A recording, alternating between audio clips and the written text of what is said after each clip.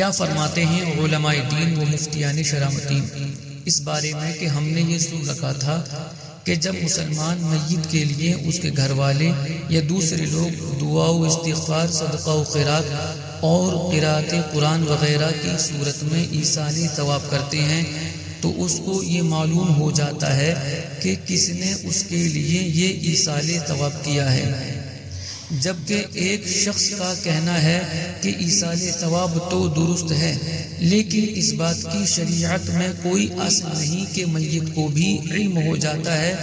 پوچھنا یہ ہے کہ یہ بات درست ہے یا نہیں، اور اگر ہے تو کہاں سے ثابت ہے؟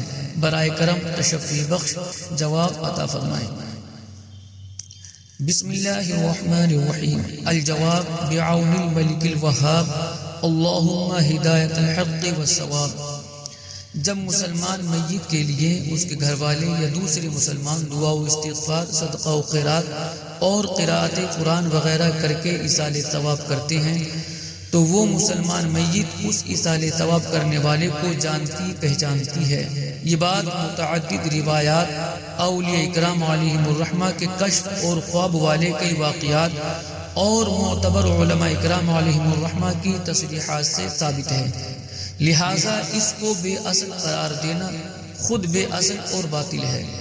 جب مسلمان میت کے لیے اس کے گھر والے یا دوسرے مسلمان دعا و استغفار کرتے ہیں تو میت کو ان کا علم ہو جاتا ہے۔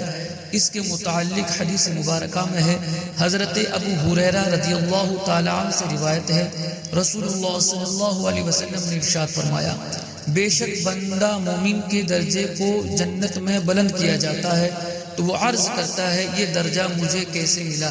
تو ارشاد ہوتا ہے تیرے لیے تیرے بچے کے استغفار کرنے کی وجہ سے۔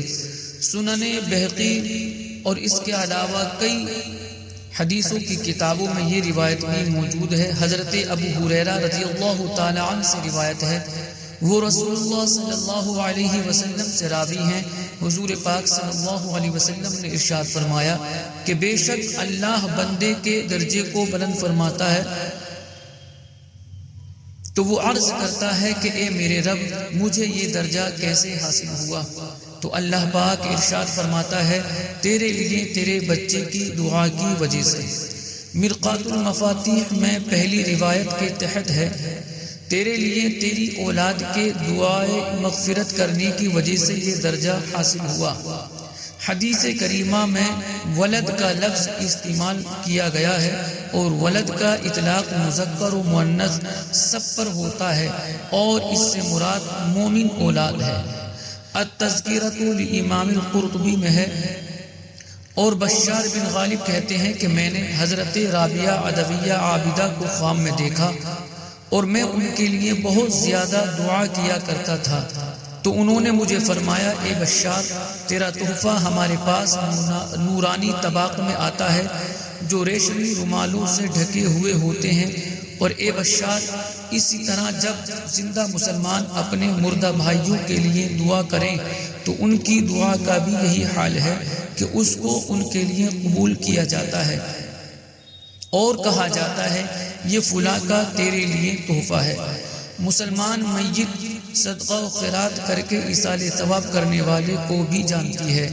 اس کے متعلق معجم اوسط میں حضرت انس بن مالک رضی اللہ تعالی عنہ سے روایت ہے، حضور پاک صلی اللہ علیہ وآلہ وسلم نے ارشاد فرمایا جب کسی گھر والوں کے یہاں کسی کا انتقال ہو جاتا ہے اور وہ اس کے انتقال کے بعد اس کی طرف سے صدقہ کرتے ہیں تو جبریل امین علیہ السلام اس صدقے کو ایک نورانی طباق میں رکھ کر بطور ہدیہ بطور تحفہ اس کو پیش کرتے ہیں، پھر اس کی قبر کے کنارے کھڑے ہو کر کہتے ہیں اے گہری قبر والے یہ وہ تحفہ ہے جو تیری طرف تیرے گھر والوں نے بھیجا ہے، تو اسے قبول کر۔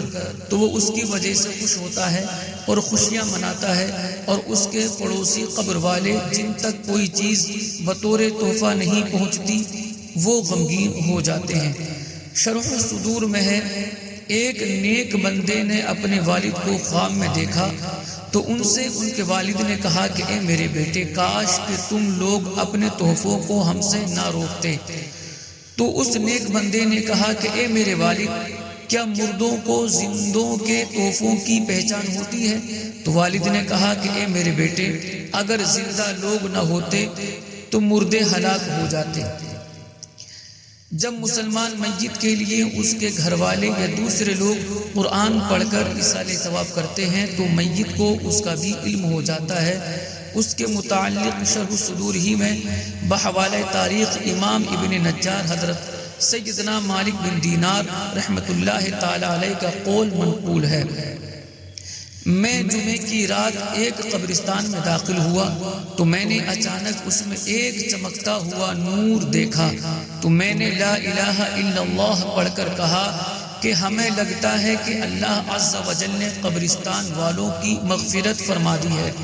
تو اچانک ہاتف غیبی کی دور سے آواز آئی کہ اے مالک بن دینار، یہ مسلمانوں کا اپنے قبرستان میں مدفون بھائیوں کے لیے تحفہ ہے۔ تو میں نے کہا کہ تم کو اس ذات کی قسم جس نے تمہیں قوت گویائی عطا فرمائی ہے، مجھے اس کے بارے میں بتاؤ کہ یہ کیا ہے؟ تو اس نے کہا کہ ایک مسلمان مرد اس رات کھڑا ہوا تو اس نے کامل وضو کر کے 2 رکعت نماز پڑھی، جس میں اس نے سورہ فاتحہ، سورہ کافرون، سورہ اخلاص پڑھی اور یہ عرض کی کہ اے اللہ تعالی، میں نے اس کا ثواب قبرستان میں مدفون مومنوں کو ہبہ کیا، تو اللہ نے ہم پر مشرق و مغرب میں چمک، روشنی، وسعت اور خوشی داخل فرمائی۔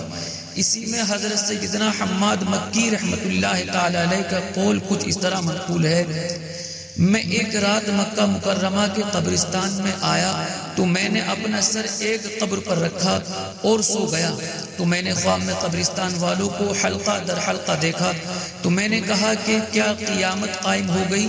تو انہوں نے کہا نہیں، لیکن ہمارے ایک مسلمان بھائی نے سورۃ الاخلاص پڑھ کر اس کا ثواب ہمیں بخشا ہے، تو ہم اسی کو 1 سال سے تقسیم کر رہے ہیں۔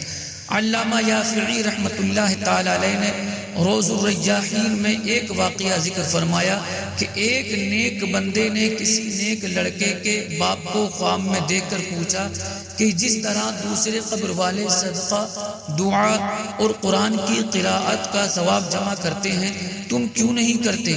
تو اس نے جواب دیا کہ مجھے اس کی حاجت نہیں۔ نیک بندے نے کہا ایسا کیوں؟ تو اس نے کہا کہ اس ختم قرآن کی وجہ سے جو میرا بیٹا ہر روز ہر دن پڑھتا ہے اور اس کا ثواب مجھے ہدیہ کرتا ہے۔ امام اہل سنت سیدی اعلیٰ حضرت امام احمد رضا خان علیہ الرحمہ کی تصریح سماعت کیجیے۔ سیدی اعلیٰ حضرت علیہ الرحمہ سے سوال کیا گیا کہ مسلمان میت کو جو درود شریف، قراءت قرآن، صدقہ و خیرات کا ثواب ایصال کیا جاتا ہے، تو کیا اس کو یہ معلوم ہوتا ہے کہ یہ اس کو فلاں شخص نے یا عزیز نے بھیجا ہے؟ تو جواباً ارشاد فرمایا، مسلمان میت کو جو ثواب جمع پہنچایا جائے اسے پہنچتا ہے اور وہ اس سے زیادہ خوش ہوتا ہے جیسے حیات میں تحفہ بھیجنے سے، زندگی میں تحفہ ملنے سے۔ اسے معلوم ہوتا ہے کہ میرے فلاں عزیز یا دوست یا مسلمان نے بھیجا ہے۔ یہ سب مضامین احادیث میں وارد ہیں۔ ان مضامین کو امام جلال الدین سیوطی علیہ الرحمہ نے شرح الصدور میں ذکر فرمایا ہے۔ واللہ اعلم ورسولہ اعلم، صلی اللہ تعالی علیہ وسلم۔